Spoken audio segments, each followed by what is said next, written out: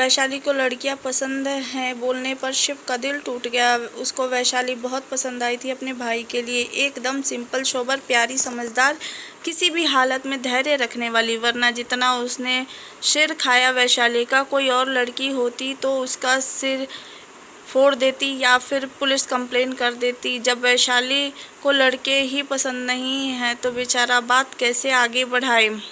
फिर कुछ देर और शांति बनी रही और उज्जैन आ गया। वैशाली ने अपना बैग लिया और शिव को थैंक यू बोल के उतर गई। वैशाली स्टेशन से बाहर आई और एक साइड में खड़ी हो गई और अपने टूटे फ़ोन को देखने लगी। वैशाली को पता नहीं था वो अब कहाँ जाएगी। फ़ोन गया, वरना वो गूगल करके कोई गर्ल्स हॉस्टल ढूंढ लेती। ऊपर से अब सभी फ़ोन पे यूज़ करते हैं तो उसके पास कैश भी ना के बराबर था। वैशाली सोच रही थी कि वो अब क्या करेगी। तभी शिव पीछे से आया और उसके कंधे पर मारते हुए बोला, और टीचर जी, अब किसकी क्लास लगाने का सोच रही हो?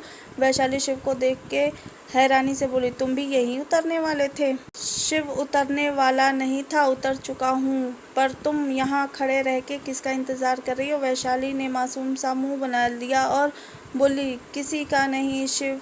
तो फिर चलो बताओ तुम्हारा घर कहाँ है, मैं छोड़ देता हूँ तुमको। वैशाली, थैंक यू, पर मैं चली जाऊँगी। शिव मुंह बना के बोला, सही है यार, शादी के लिए भी मना कर दिया और अब लिफ्ट लेने से भी दोस्त ही नहीं समझती तुम मुझे। वैशाली हल्का सा मुस्कुरा दी और बोली, तुम हर किसी से ऐसे ही फ्रैंक होकर बात कर लेते हो या फिर मुझे अकेले देख के मेरे साथ टाइम पास कर रहे हो? शिव अपना टैलेंट बताते हुए बोला, वैसे तो मैं दीवारों से भी बात कर लेता हूँ। वैशाली ने अपनी आंखें छोटी कर ली। फिर शिव आगे बोला, अरे यार, दीवारों के भी कान होते हैं ना, वो तो मेरी बातें तो सुन ही सकती है। वैशाली ने मुस्कुरा के अपना सिर हिला दिया।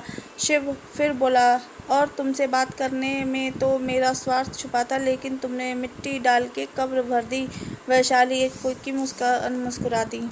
शिव बोला, अब बाद में मुस्कुरा लेना, मेरी ओला वेट कर रही है, चलो तुमको भी छोड़ देता हूँ। वैशाली फिर मना करने लगी तो शिव बोला, यार, तुम्हारे घर तक नहीं चलने वाला हूँ जो तुम्हारा घर देख लूँगा, ये डर है तुमको। चौराहे तक छोड़ दूँगा, आगे तुम चली जाना। इस बार वैशाली सच बोल दी, पर मेरा यहाँ कोई घर नहीं। शिव मैं कहाँ जाऊँ पता नहीं होकर बोला, मतलब तुम्हारा यहाँ ना घर है ना कोई जानने वाला, फिर तुम अकेली यहाँ क्या कर रही हो? यार, यहाँ कोई फिल्म इंडस्ट्री भी नहीं है जो मैं ये सोचूं तुम घर से भाग के एक्टर बनने आई हो। वैशाली ने गहरी सांस ली और बोली, मैं यहाँ महाकाल के भरोसे आई हूँ उनसे मिलने, लेकिन मेरा फ़ोन टूट गया है, इसीलिए होटल या कोई हॉस्टल नहीं ढूंढ पा रही, और इतना कैश भी नहीं है कि ऑटो वाले से बोल के किसी हॉस्टल तक छोड़ने को बोलूँ, क्योंकि देखना पड़ेगा हॉस्टल सही है कि नहीं, किराया कितना है। शिव अपने ओठ गोल करते हुए बोला, ओ ऐसा है क्या? मतलब तुम महाकाल के दर्शन करने आई हो? वैशाली ने अपना सिर हिला दिया। फिर शिव मुस्कुरा के बोला, तो ये तुम्हारा दोस्त है ना यार, तुम मेरे साथ चलो, मेरे घर चलो। वैशाली, ज़्यादा बड़ा घर नहीं है, लेकिन सॉरी, मैं तुम्हारे घर नहीं चल सकती। तुम जब तक चाहो मेरी मदद करना चाहते हो तो कोई सस्ता पर ठीक ठाक हॉस्टल तक छोड़ दो, बाकी मैं देख लूँगी। शिव ने ओके कहा और दोनों ओला में बैठ गए। शिव ने पहले वैशाली को एक हॉस्टल में रूम दिलाया।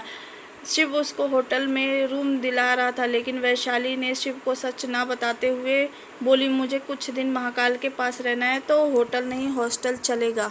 शिव ने भी ओके बोल दिया और उसको एक कम पैसों में हॉस्टल में रूम दिला के वैशाली का नंबर लेकर फिर मिलते हैं बोल के चला गया। वैशाली भी जल्दी से फ्रेश हुई और महाकाल के दर्शन के लिए निकल गई। वैशाली मंदिर पहुंची तो रात हो चुकी थी और अब मंदिर बंद होने वाला था, इसलिए वैशाली भागने लगी कि मंदिर बंद होने से पहले दर्शन हो जाएं तो वो कल से एक नई शुरुआत करेगी। लेकिन वैशाली इतनी जल्दी में थी कि सामने से आ रहे इंसान से भिड़ गई।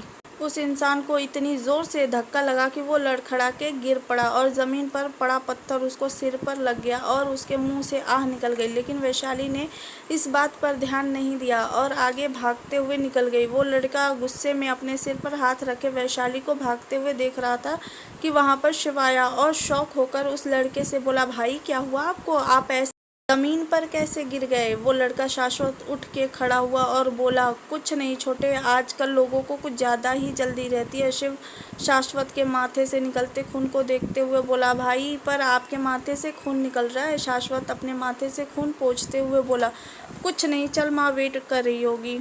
शिव ने अपना सिर हिला दिया और आगे बढ़ गया, लेकिन शाश्वत ने एक बार पीछे पलट के गुस्से में वैशाली को देखा। शिव और शाश्वत घर आए तो एक बड़ी उम्र की महिला डाइनिंग टेबल पर खाना लगाते हुए बोली, चलो दोनों आके खाना खा लो।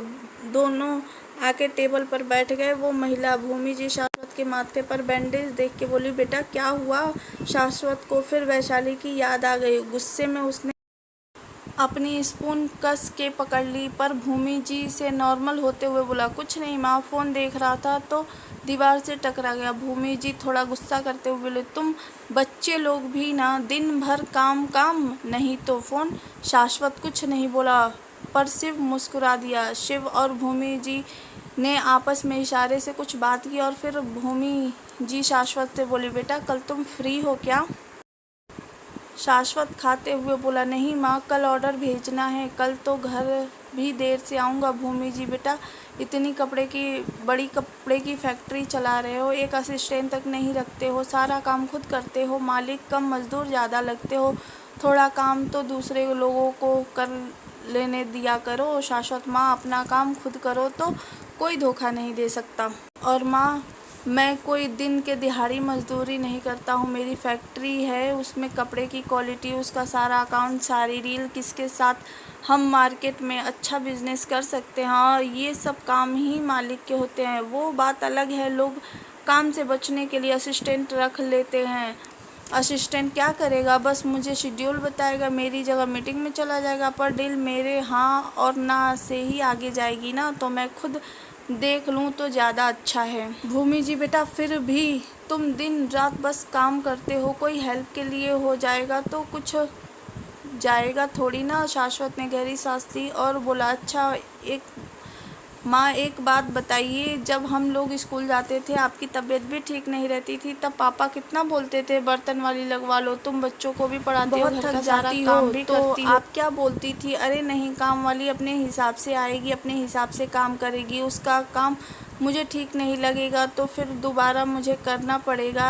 मैं ऐसे ही ठीक हूँ, अपने हिसाब से अपने तरीके से काम कर लेती हूँ, मुझे किसी का मुंह ताकने की ज़रूरत नहीं पड़ती। बर्तन वाली आएगी तब बर्तन धोएगी, या फिर घर में ज़्यादा गेस्ट आ गए तो बर्तन धोने में मुझे नानी याद आएगी, क्योंकि आदत छूट चुकी होगी। भूमि जी शाश्वत को रोकते हुए बोली, ठीक है बेटा, मैं समझ गई, पर तुमको भी एक बात बता दूँ, घर में तुम दोनों और तुम्हारे पापा थे हाथ बटाने को, पर इतनी बड़ी फैक्ट्री तुम अकेले नहीं संभाल सकते। अपने अंडर लोगों को रखना गलत नहीं है। मुश्किल से तुम 2 घंटे सोते हो, एक बार सुबह तुम्हारी शक्लें देख ली, फिर दूसरी सुबह, या कभी कभार जब ये शिव छुट्टियों में आता है तब रात में तुम्हारे दर्शन हो जाते हैं। बेटा अब उम्र हो गई है, मुझे अपने बच्चों का समय चाहिए। बोलते हुए भूमि जी का गला भर आया और वो दूसरे साइड मुंह घुमा के अपने आंसू पोंछने लगी। शाश्वत तुरंत उठ के उनके पास आया और बोला, माँ आई एम सॉरी, प्लीज़ आप मत रो, आज से मैं अपना पूरा टाइम आपको दूंगा। उसके लिए मुझे असिस्टेंट भी रखना पड़ा तो रख लूँगा। भूमि जी शाश्वत के गले लग गई और बोली, बेटा अब अकेलापन काटता है, जिम्मेदारियाँ थी सिर पर तो कभी अकेलापन महसूस नहीं हुआ, लेकिन अब उम्र बोल लो या तुम दोनों बड़े हो गए, अपनी अपनी लाइफ अपने तरीके से जी रहे हो, तो कोई टेंशन नहीं है, तो अकेलापन दम घुटने जैसा लगने लगा है। शाश्वत, माँ आप ऐसे मत बोलो, अब से आपको कभी अकेला फील नहीं होगा। शिव भी उठ के दोनों के पास आ गया और शाश्वत से बोला, मतलब अब घर में भाभी आ जाएगी? शाश्वत की आंखें बड़ी हो गई, वो समझ गया कि ये दोनों इमोशनल ब्लैकमेल करने की कोशिश कर रहे हैं। शाश्वत भूमि से दूर हुआ और उनको देखते हुए, माँ ये सब। भूमि जी तुरंत बोली, बेटा ये सब कोई नाटक नहीं है, हम दोनों चाहते हैं कि तुम शादी कर लो। हमने तुम्हारे लिए लड़की देखी है, अच्छे घर से है, पढ़ी लिखी है, तुम्हारा बिजनेस में भी हाथ बटा लेगी और घर भी संभाल लेगी, उसको तुम्हारी उम्र से कोई प्रॉब्लम नहीं है। प्लीज़ बेटा इस रिश्ते को ना मत करना, कल मैंने उसको घर बुला लिया है, एक बार तुम प्लीज़ उससे मिल लो, मुझे विश्वास है कि तुमको बहुत पसंद आएगी। क्या शाश्वत करेगा शादी के लिए? हाँ, इस लड़की को भी कर देगा रिजेक्ट। क्या होगा आगे जानने के लिए बने रहिए हमारे वीडियो पे। तो सबसे पहले चैनल को सब्सक्राइब कर लीजिएगा और वीडियो को लाइक शेयर सब्सक्राइब करना तो बिल्कुल मत भूलिएगा। Thanks for watching.